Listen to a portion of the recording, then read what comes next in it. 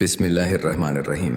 मोहतरम सामईन, ज़रा तसव्वुर कीजिए, एक अंधेरी रात है, हर तरफ सन्नाटा छाया हुआ है और आप एक ख़तरनाक जंगल में तन्हा खड़े हैं। सांप, दरिंदे और चीखें आपके अर्द गिर्द मंडला रही हैं, लेकिन अचानक आपके हाथ में एक मशाल आ जाती है, रोशनी फैल जाती है और हर बला आपसे दूर भागती है। बस यही मिसाल है उस शख्स की जो ज़िक्र अल्लाह ही करता है। दुनिया के जंगल में गुनाहों के सांप, गफलत के दरिंदे और शैतान के वसवसे जब दिल को घेर लेते हैं, तब ज़िक्र इलाही वो मिशाल है जो दिल व रूह को बचाती है, नूर अता करती है और अज़ाब इलाही से पनाह बन जाती है।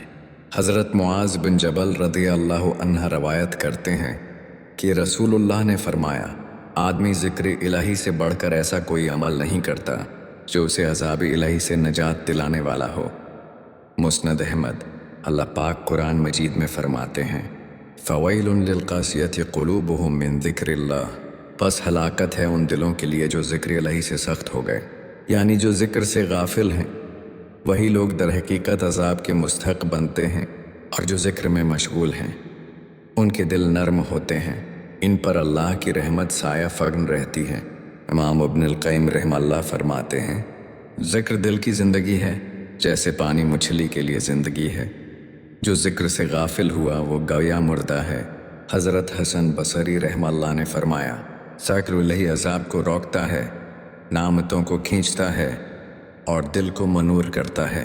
हज़रत बायज़ीद बस्तामी रहमतुल्लाह फरमाया करते थे, जब भी कोई खौफ, गम या वसवसा मुझे घिरता, मैं अल्लाह कहकर पुकार लेता, बस वही कलमा मेरे लिए ढाल बन जाता।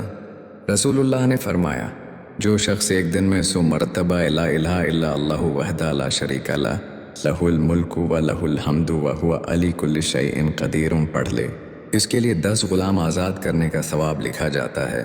100 नेकियाँ, 100 गुनाह माफ़ और शैतान से हिफाजत होती है। सही बुखारी।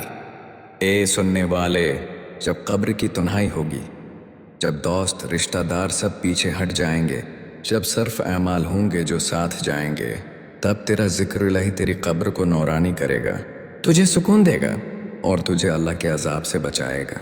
तो क्यों ना आज ही से हम अपनी ज़बान को अल्लाह अल्लाह से तर कर दें, क्यों ना दिल को अल्लाह के ज़िक्र से ज़िंदा कर लें, क्यों ना अपनी सुबहों को तस्बीह, शामों को दरूद और रातों को इस्तिग़फ़ार से मुज़य्यन कर दें।